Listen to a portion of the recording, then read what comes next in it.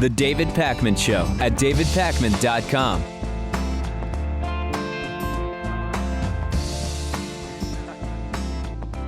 Very big game later today for the Argentina World Cup team. I am wearing the jersey as it is a game day. No matter what happens today, though, win or lose against Netherlands, I will not be wearing the jersey again because the third place game or the final will be over the weekend. So a lot of people will be very happy not to see the jersey come out again.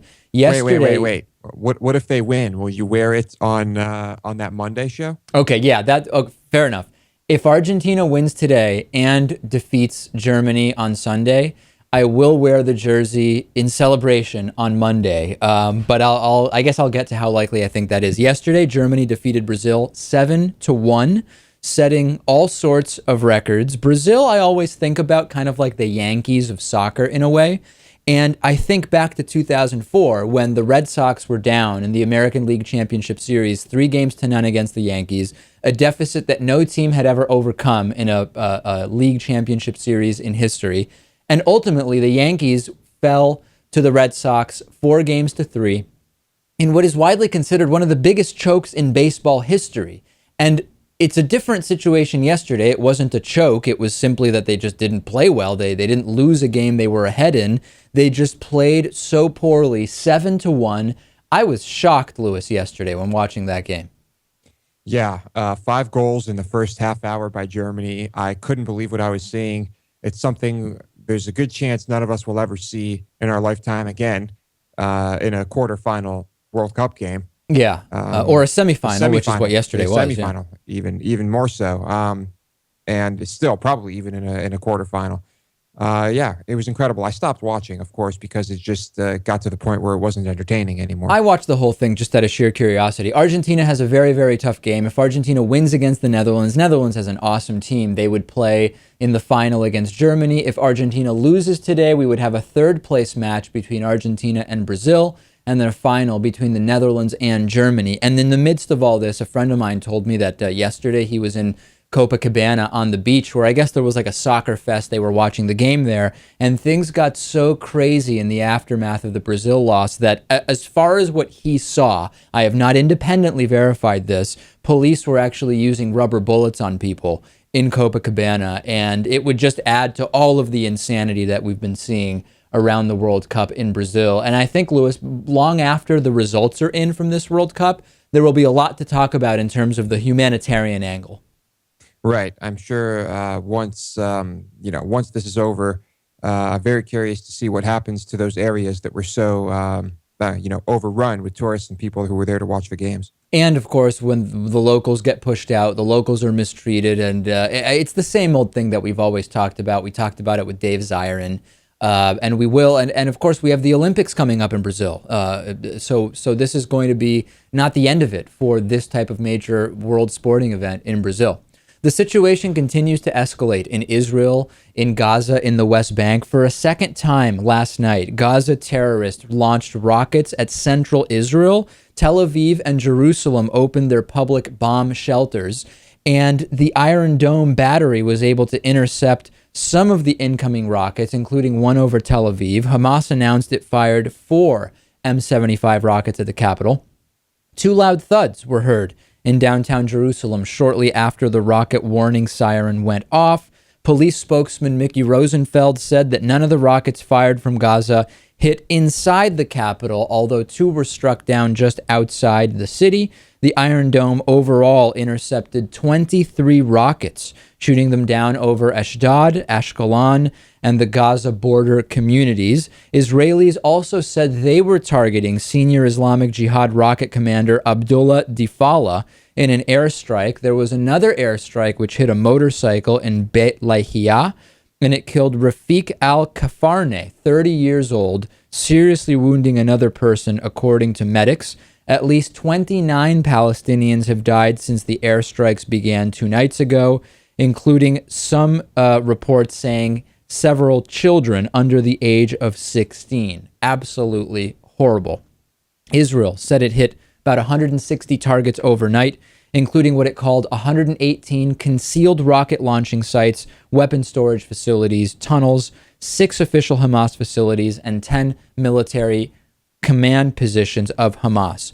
There is no sign, Lewis, that this is going to be a situation that improves anytime soon. Next, I will talk about a new study, a new survey that actually talks about some of the attitudes in the region as to what the solution should be.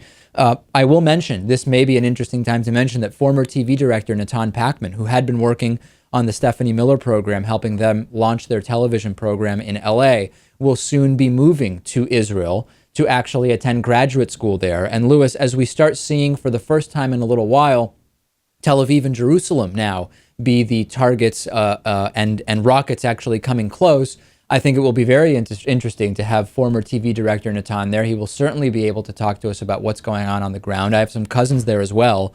And there is no indication at all that there is going to be any de-escalation anytime soon. Right. I'm sure there will be plenty of violence going forward. If I were Natan, though, I don't know. This would make me feel a bit uneasy, knowing that that this type of thing is happening increasingly often. It is, and I talked to some of my cousins via Facebook over the last couple days, and they're certainly concerned as well. And we're going to continue following what happens. And I understand. I was actually talking to my mom the other day, and this was before the news that rockets had actually come close to Tel Aviv, and said, "So are you worried at all about the security situation?" He said, "Well, it crosses my mind, but Tel Aviv is very, very safe, and we will see in the 6 or so weeks before TV director Natan goes out there what more news we have as far as this goes." Let's talk a little bit about attitudes in the Middle East. We have a fascinating new study conducted with in-person interviews in the West Bank and Gaza, trying to ascertain what is the opinion of Palestinians with regard to what should happen in the Israeli-Palestinian conflict. This is the only such poll that has been done since the recent kidnapping. And it also shows that the most prevalent Palestinian attitudes are not boding too well for the possibility of long-term peace with Israel. I will explain that and also what Israel is doing that also isn't boding well for any chance of long-term peace. This was commissioned by the Washington Institute.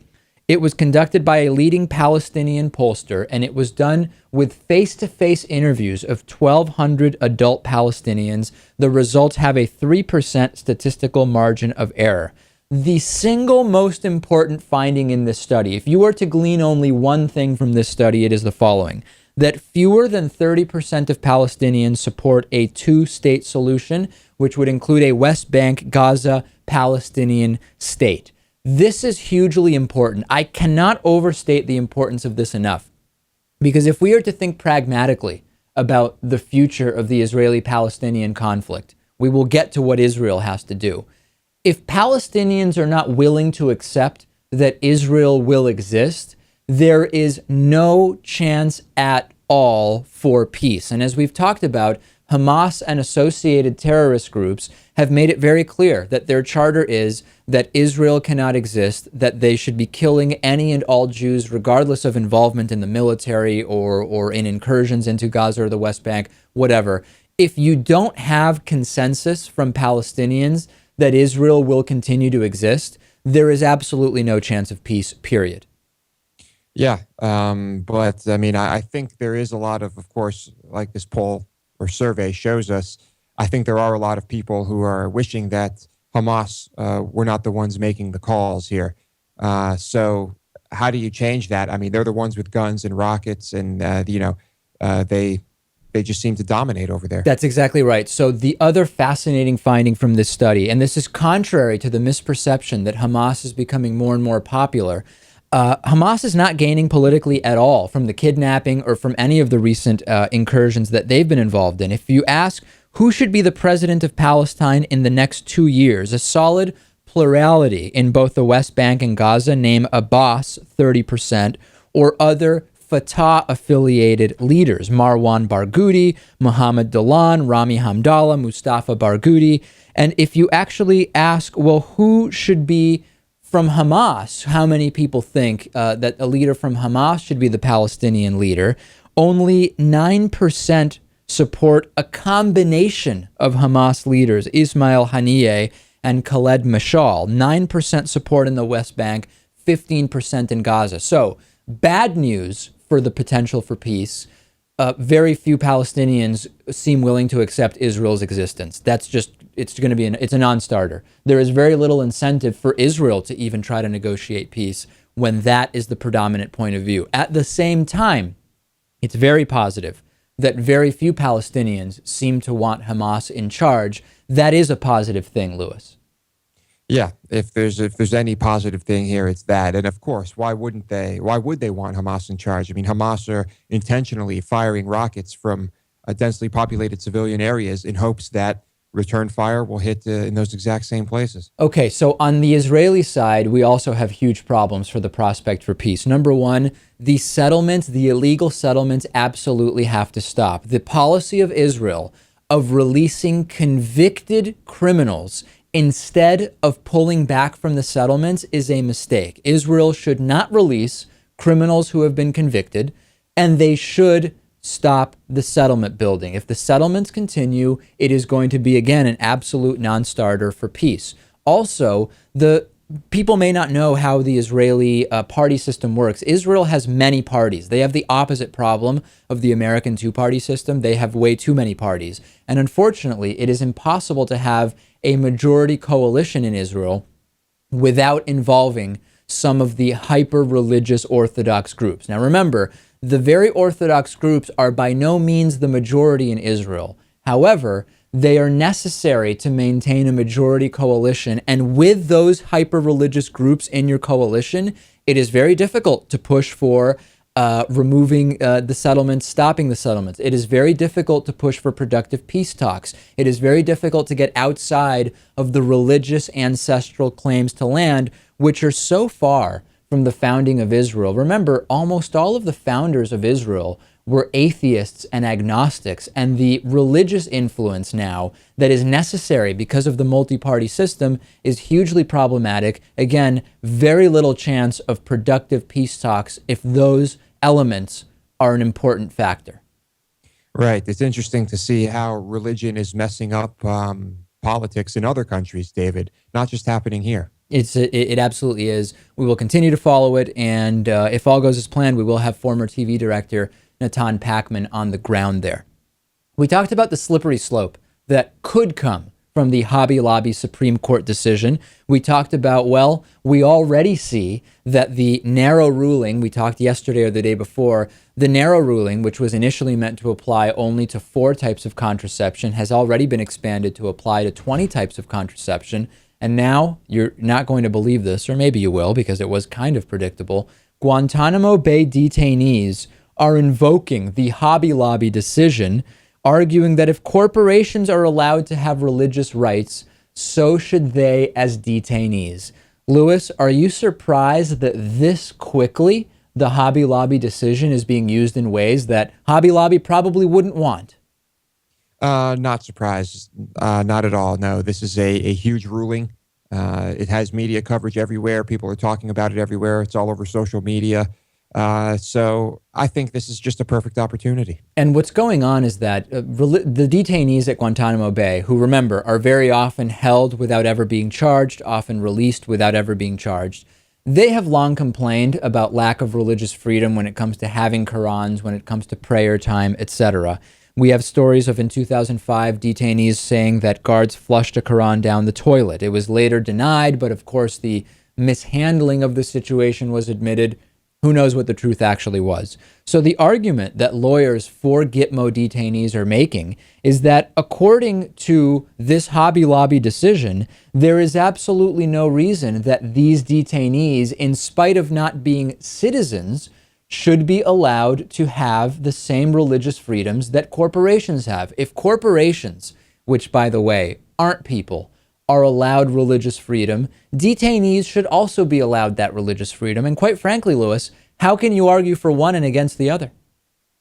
Right. It seems to make sense. I mean, if you would assume that if we're detaining them without even charging them of anything for years, we could at least afford them a Quran or some type of religious freedom or liberty. It's not yet clear whether the judges involved in these cases are going to be swayed by the invocation of the Hobby Lobby ruling, but the fact that within days of this ruling, We have an expansion from 4 to 20 types of contraception, and Guantanamo Bay detainees citing the case is clear evidence that this is a disastrous decision. This is a decision that may well have, we didn't want to jump up on the slippery slope bandwagon, but we're already seeing this decision being expanded and used in ways that it probably was not meant to be used. And I don't want to say that it's blown up in the faces of those who cheered the decision, but we're only a week or two in, right? Who knows what the implications will be in the next 6 to 12 months or several years here? Right. I would assume that this is the start of a very, very slippery slope. But of course, it's rooted in this whole corporate personhood problem. So that's, that we continue to have issues with. Let's take a break. Join us on Facebook, facebook.com/David Pakman Show. Patriot Mail today. Great interview today. Glad you're with us. The David Pakman Show at davidpakman.com.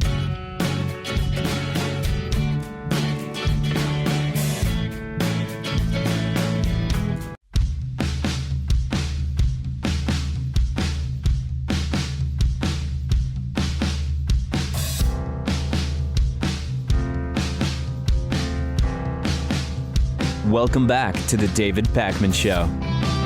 The David Pakman Show membership program is, of course, made possible in part by liberalbias.com. Liberalbias.com is producing a new weekly video feature on their YouTube channel, Liberal Bias Video. Get the latest updates on how to uncover liberal bias in the world. Subscribe to Liberal Bias Video on YouTube. Today's new member of the day is William Meister. William, thank you for being a David Pakman Show member. We could not do it without you. And you can join William as a David Pakman Show member. Get all member benefits by going to davidpakman.com/membership. Today is Wednesday, and therefore, today is Patriot Mail Day. The right of the people to keep and bear hate shall not be infringed. Patriot Mail. Written by patriots who hate David Pakman. Because America. And because freedom. I've called this week's Patriot Mail the Respect for God edition of Patriot Mail. Let's take a listen.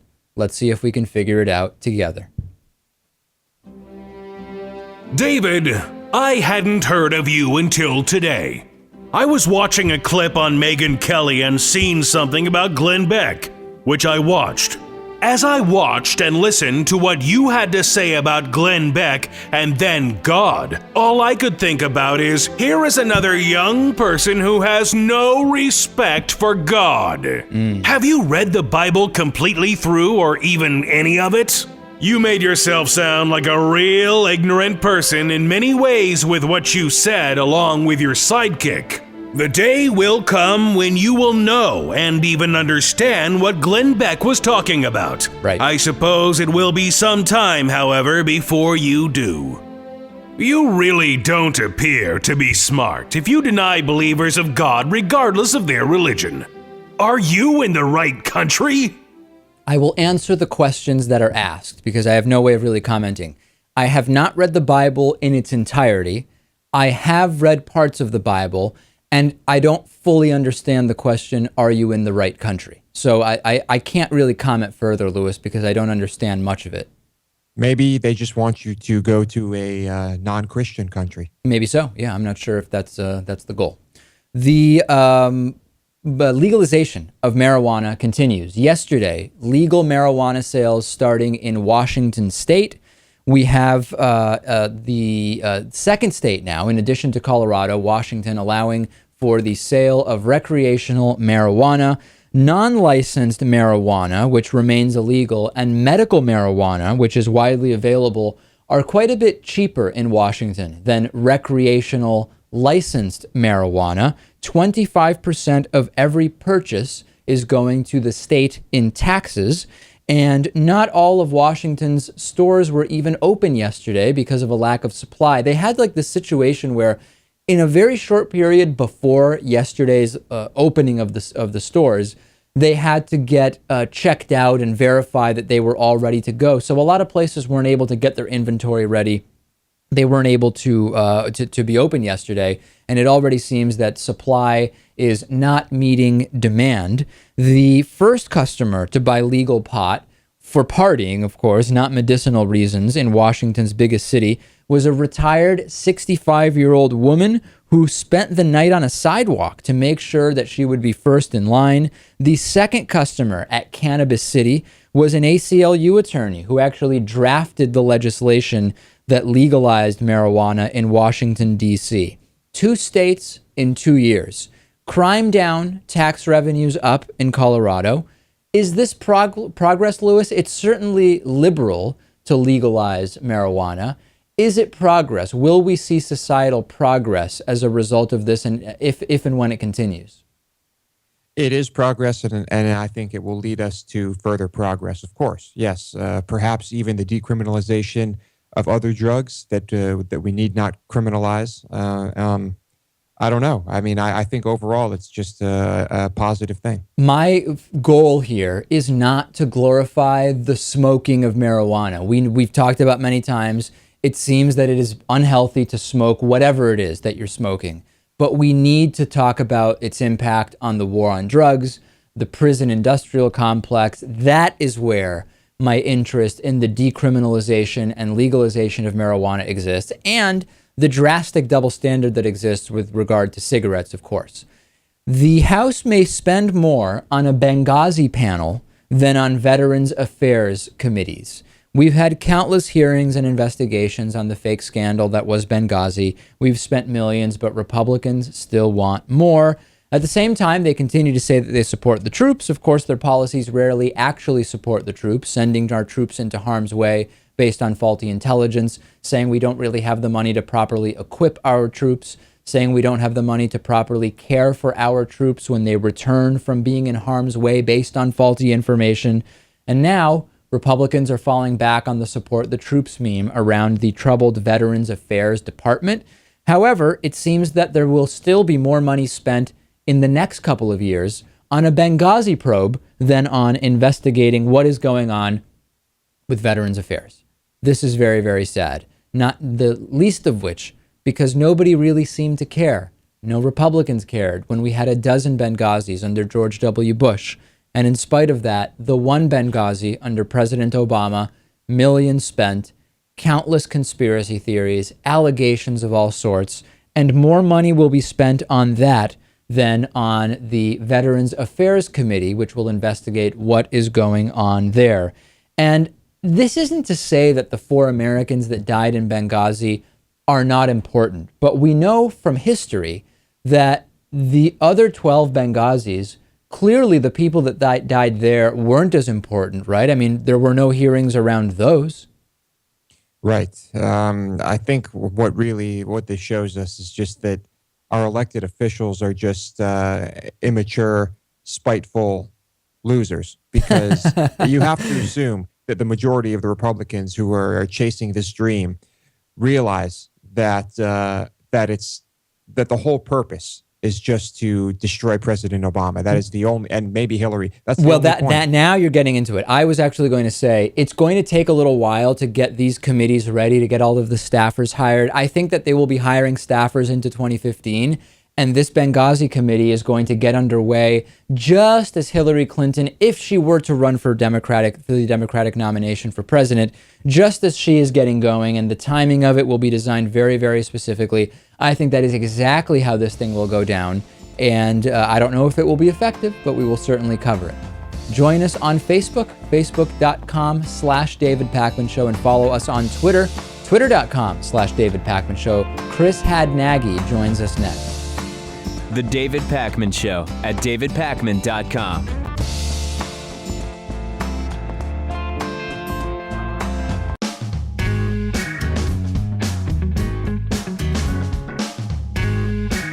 Welcome back to the David Pakman Show. I'm joined today by Chris Hadnagy, who's a professional social engineer. He gets paid to vish, scam people, and break into places to test security. He's written 2 books on the topic. Chris, it's really great to talk to you. Let's start with what just an average week might look like for you. What kind of jobs are you hired to do? Well, this week's a little strange. As you can tell, I'm sitting in my car because we had a power outage due to some tornadoes. So this week's not an average week. I don't think any week is an average week. We, as you mentioned in the intro, we get paid to do a lot of really interesting things. So I would say probably the biggest service that we offer now is fishing. We fish people for education, and then we follow those up usually with not prank, but scam phone calls that are geared towards getting information from people, what we call vishing, which is phishing through voice, and then thirdly, actually breaking into places to test their security measures. So let's talk maybe first about that last part. So testing physical security. Give us a sense of maybe an interesting anecdote where you were hired to what? See if you could kind of talk your way into some part of a building you shouldn't be allowed in. Is that how it works? Yeah, so there's different kinds of services for this that you may other companies may offer, commonly called red teaming, where they actually will like scale walls, pick locks, things like that. That's not what we do. So our job is to walk up to the front door during normal business hours and test the company's and employees' abilities to follow corporate policy on security measures. So we'll do things like dress up like the garbage man, or dress up as a fellow employee, and our goal will be to walk through security unbadged and walk through the building and gain access to secure areas like the server room or the executive floor. I could tell you one story recently where we did this. We dressed up like a pest control company, and we were able to infiltrate the building, and within 15 minutes, we were able to get into an elevator that you needed to have a badge for. We just waited for someone to get on the elevator, asked them to badge us to that floor, and 5 minutes after that, I was sitting in the CEO's conference room taking pictures and video of us there. And do people often get fired as a result of your tests that you run? That's actually a great question. So one of my personal philosophies when we work with a company is that is something they have to agree to not do. So we're uncovering human weakness, and it's human weakness. So it's not weakness, let's say, with Chris Hadnaggy or with David Pacman. It's not weakness with a particular individual. It's human weakness, and what we're doing is trying to educate people on how to be aware of that so they don't fall victim to these things. Our goal is never to say, look, this particular person is so terrible, you need to fire them. Now, I say that, but there is a caveat, which is if we find somebody doing something illegal or strictly against corporate policy, let's say like selling company secrets or downloading pornography during work hours or things like that, and there are strict enforceable policies within the company, then of course we never argue with a company that has to take their own remedial actions. But we usually bring this up in our first initial meetings that the results of our test should not be anyone being laid off. In your interactions with people in these scenarios, what have you learned about the areas generally around which people are weakest? Is it the fear of doing the wrong thing that gets people to allow you in where they shouldn't? Is it the assumption that someone else is ultimately responsible? Or what? How do you social engineer these things based on people's weaknesses? Yeah, so that's a good question too. I think primarily we first, instead of using fear, we always try to first go for things like rapport and trust. So our goal is to start off with pleas for help, to use things like empathy. So I'll give you the example that I just used where we dressed up as a pest control company. We were running late for other appointments, and those appointments were behind schedule also, and all we had to do was get in and do a quick 15-minute quote because we were hoping to get the business for this company and quote out what it was going to be to do pest services for their executive floor, and you know, having a sympathy plea, you know, like where I'm really running late, I'm sorry, I'll be really quick about this, thanks so much for your help. A lot of times the weakness that we're exploiting there is that trust and rapport will make people not take policy action, which is, you know, was I allowed to be there? Was I invited? Did I have an appointment? Is my name in the list of allowed visitors for that day? When we did get stopped at one point, One of the things we did was walk around the back door, come in with the people who were smoking outside, and then just go into the elevator with them. Nobody stopped to ask us to see our visitor's badge or things like that.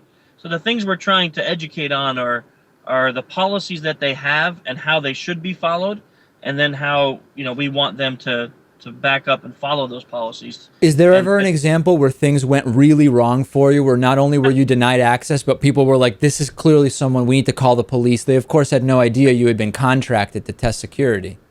So I have two stories. The reason I laughed is this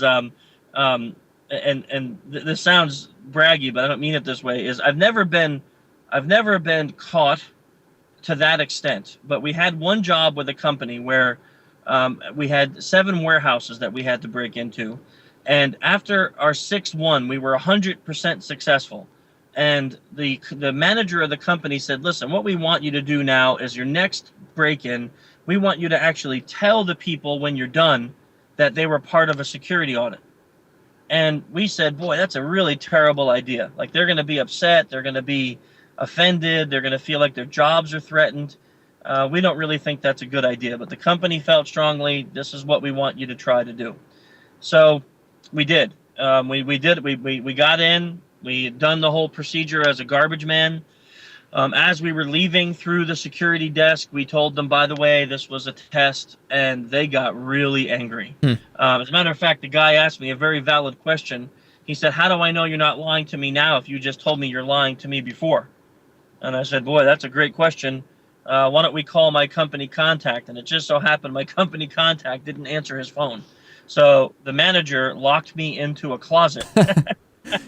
So I couldn't escape until he can get a hold of my company contact. That was probably the only time that I've been apprehended during one of these break-ins. Now, I did have another test that we did where we knew we were going to get caught because the place was just like Fort Knox. There was cameras everywhere, security guards roaming the halls. It was just really crazy. So we actually wrote, we get what we call a get out of jail free letter, which is a letter from the managing person at the company that says we were hired to do this. So I had taken the letter that we got from them, and I scanned it in, and I cut the middle part out, and I took the header and the signatures, and in the middle I basically wrote my own letter. And it states, if you catch this guy, we want you to take him to the conference room and go to another phone and call this extension and report. And then come back and sign the document saying that you were the security guard that caught him, because there'll be a reward. And then we want you to take him wherever he needs to go. I mean, it was more eloquent than that, but that was the basic gist of the letter. Right. You used the letter, in a sense, to actually further test the security. We did. And we got caught. The extension we put on there was fake, so it didn't go anywhere. So the guy came back and he said, look, I called that extension, and no one answered. What do you want me to do? And I said, boy, I don't know. That's the extension they gave me. What do you want to do in this situation? He goes, I don't know. Let me read the letter. And he read the letter, and it said, oh, it says to take you somewhere. Where do you need to go? And I'm like, I need to go to the server room. I need to test those guys. And he's like, okay, I'll take you there. And he badges me through all the security doors, takes me to the server room, and I go, oh, wait, hang on. You didn't sign the paper. I need your badge number so I can make sure you get the reward. And he's like, oh, yeah, thanks. And he signs the paper, gives me his badge number. I get into the server room. Some guy stops me there, and he's like, what are you doing? And I said, Tony, his badge number is 6426. He told me I'm supposed to come here and take a look at some of these servers. And he's like, oh, okay, no problem. Because I had a badge number now. Right.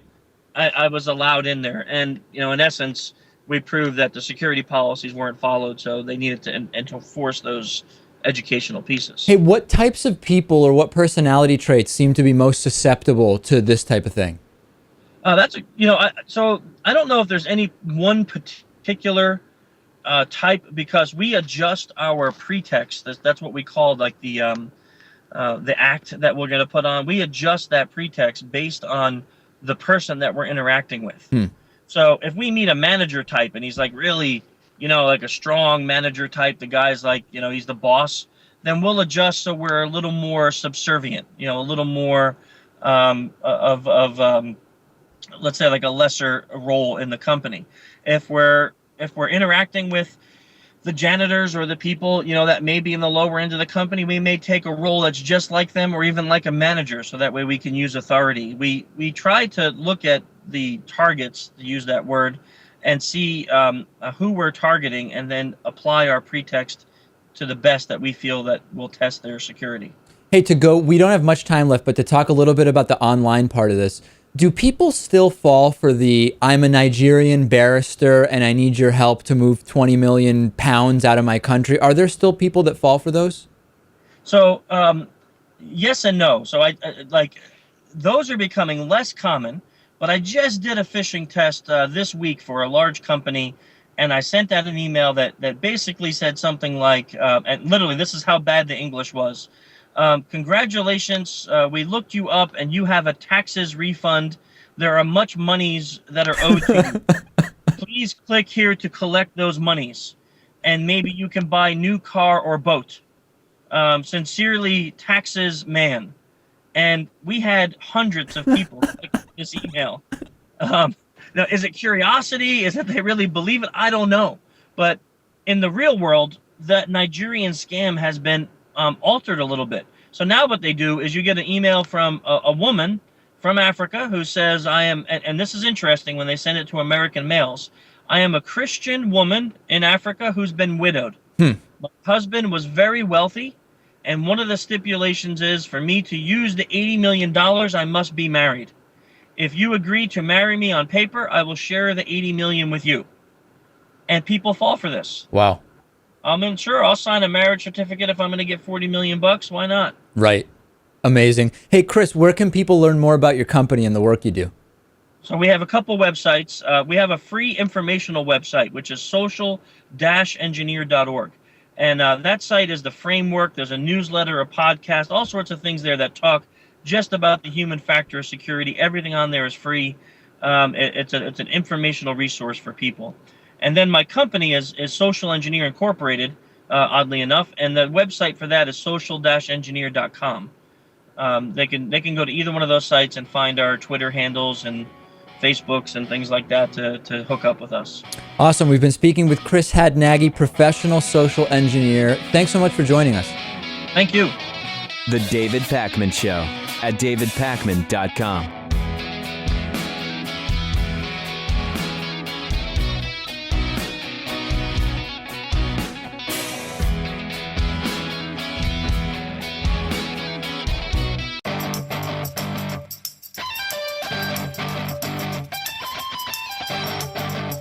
The David Pakman Show at davidpakman.com.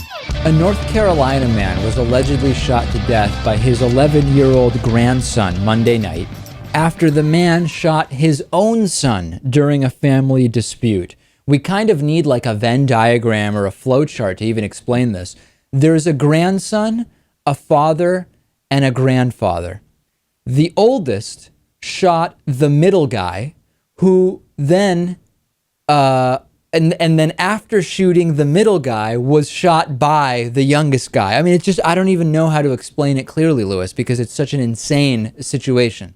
Right. The 84-year-old grandfather shot his 49-year-old son with a .22, and then the 11-year-old grandson killed the 84-year-old grandfather with a shotgun. Right. The other interesting thing is that there were multiple guns involved here. In other words, it wasn't that the 84-year-old shot the 49-year-old with a gun, and then that same gun was used by the little kid. The little kid had a 12 gauge that was a separate gun that was used for allegedly committing the crime. Deputies determined that Lloyd Woodleaf died a short time after being shot, and his son Lloyd Peyton Woodleaf was taken to a local medical center for treatment. No charges yet. Charges are pending. There are certainly going to be charges. Now, the interesting thing is the grandfather, it's interesting because the grandfather who shot his son is now dead, so he certainly can't be charged. The kid is just a little kid, and presumably it's the fault of an adult that he had access to a 12-gauge shotgun. Will the father who was shot by the 84-year-old end up being charged for the shooting of his own dad? I mean, it's just an insane circular criminal situation. Well, in theory, I guess the grandson could have saved his father from the grandfather by killing him. I mean, it seems like the initial assailant was the grandfather. That's So interesting. I wonder if the NRA will count this like as a successful home defense using guns, because hey, it could be. the little kid was able to maybe, although I think that it happened quite a bit later in the day. I'm not totally sure on that. Because the kid was able to prevent his dad from getting killed by his grandfather.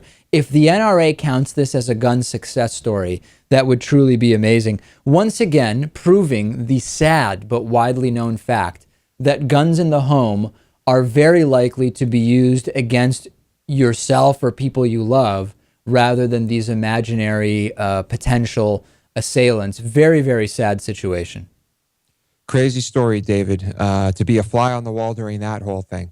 Retail giant Walmart has apologized for selling a home decoration poster, one of these inspirational type pieces of wall art that was a Nazi concentration camp with the "work will make you free" sign on the gate from the Dachau concentration camp. Tens of thousands of prisoners, of course, died at that concentration camp. Walmart, once they were alerted to this, pulled the poster off of their website. They said it was because of a third-party seller that it was on there, saying they were horrified to see that this item is on their site. According to ABC News, both Sears and Amazon also were selling this controversial poster. Sears said the item, which was listed by an independent third party on Sears Marketplace, violates our guidelines and was immediately removed. Now, some people are actually saying it's wrong to remove these posters because once you start censoring pictures, the next thing is banning books, and that's a problem. I completely disagree. This was not being sold as any kind of historical photo. It was being sold as one of these inspirational posters, like the ones that say confidence, the ones that say hope, etc. It was being sold as that, and to create an inspirational style poster around that is very, very different than banning books, which is the connection some are making. I don't think there's any relation between the two. Well, there's also no connection because these are private companies deciding that they don't want to sell something. Whereas if it were the government banning the sale of this poster and it were taken down for that reason, that might be cause for some outrage. But this is just a business decision by a private company. Can you imagine walking into a house, Lewis, and someone has that poster up and it's not like a historical piece, it's just there as home decor? Yeah, it would probably just be a case of ignorance, David, but you never know. Maybe Walmart thought that the poster would inspire people to work for almost nothing, which is what Walmart pays a lot of their employees. Maybe there's a connection there. Yeah, it wouldn't surprise me if someone thought that. All right, let's go to your voicemails. 219-2DavidP is our voicemail number. Listen to this. Hey there, Pac-Man. Hey, Lewis. It's Josh from Virginia. I just want to say, as a young, dumb kid, I experimented with being a Republican. And now as I've grown older and wiser and matured, I've seen the error of my ways and become a Democrat and put away childish things. And I just wanted to applaud the millennials. I'm 3 years older than the millennials, technically. Millennials are 18 to 33. I'm 36. But I just want to applaud them. It's a great generation. I think just almost as equal to the generation that went to World War II is they're very strongly opposed to the stupidity, which is going on rampantly, especially on Fox News. That's interesting. I've never really thought, Lewis, about, we're part of the millennial generation. I've never really considered the place of our generation. Maybe it's just because you don't tend to think about that until your generation is older. But it is interesting. The millennial generation is unique in many ways. I guess you could say the same about just about every generation, David. They all have their place in time.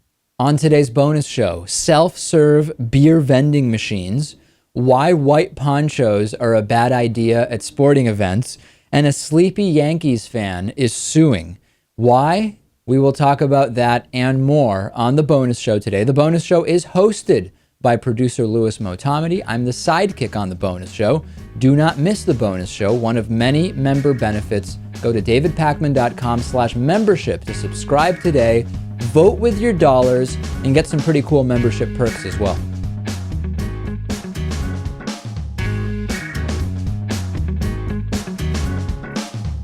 The David Pakman Show at davidpakman.com.